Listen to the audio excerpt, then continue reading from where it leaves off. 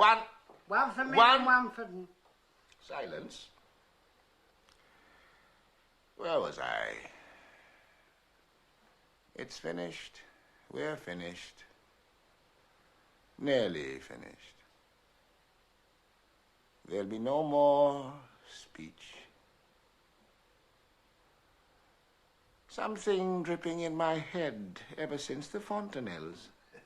Splash, splash, always on the same spot. Perhaps it's a little vein, a little artery. Enough of that. It's story time. Where was I? The man came crawling towards me on his belly, pale, wonderfully pale and thin. He seemed on the point of... No, I've done that bit. I calmly filled my pipe, the meerschaum, lit it with, let us say, a Vesta, drew a few puffs. Ah. Well, what is it you want? It was an extraordinarily bitter day, I remember, 0 by the thermometer. But considering it was Christmas Eve, there was nothing extraordinary about that. Seasonable weather for once, in a way. Well, what ill wind blows you my way? He raised his face to me, black with mingled dirt and tears. That should do it. No, don't look at me, don't look at me. He dropped his eyes and mumbled something. Apologies, I presume. I'm a busy man, you know. The final touches before the festivities. You know what it is. Come on now, what is the object of this invasion? It was a glorious, bright day, I remember, 50 by the heliometer. But already the sun was sinking down into the... down among the dead. Nicely put that. Come on now, come on, present your petition and let me resume my labors. There's English for you. Ah, well, ah, well. It was then that he took the plunge. It's my little one, he said. A little one, that's bad. My little boy, he said, as if the sex mattered. Where did he come from? He named the whole. A good half a day on horse. What are you insinuating? That the place is still inhabited? No, not a soul, except himself and the child, assuming he existed. Good. I inquired about the situation at Cove, beyond the Gulf. Not a sinner. Good. And you expect me to believe you have left your little one back there all alone and alive into the bargain? Come now. It was a howling wild day, I remember. 100 by the anemometer. The wind was tearing up the dead pines and sweeping them away. Bit feeble, that.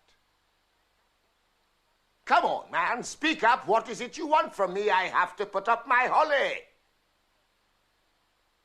Well, to make it short, it finally transpired that what he wanted from me was bread for his brat. Bread? But I have no bread. It doesn't agree with me. Good. Then perhaps a little corn. That should do it.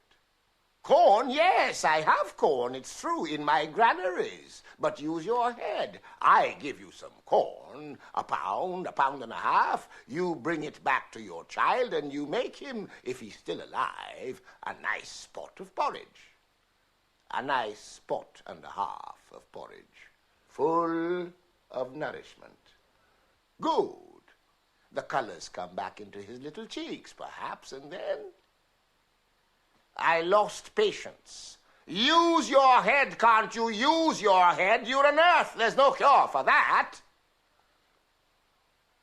It was an exceedingly dry day, I remember. 0 by the hygrometer. Ideal weather for my lumbago. But what in God's name do you imagine? That the earth will awake in spring? That the rivers and seas will run with fish again? that there's manna in heaven still for imbeciles like you?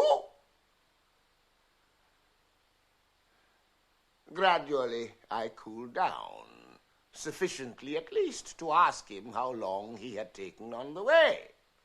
3 whole days. Good. In what condition he had left the child? Deep in sleep. But deep in what sleep? Deep in what sleep already? Well, to make it short, I finally offered to take him into my service. He had touched a chord. And then I imagined already that I wasn't much longer for this world.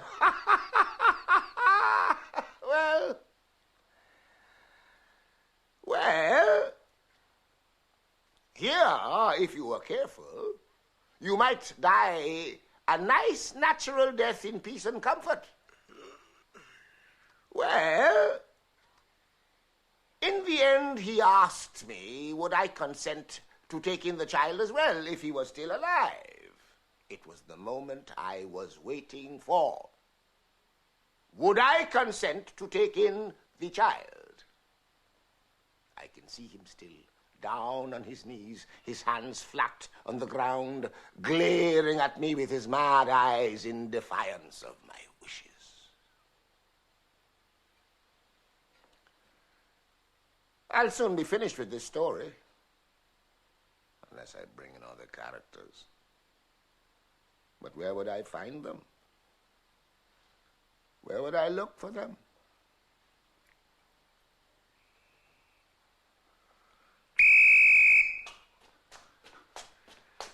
Let us pray to God. Me sugar plum!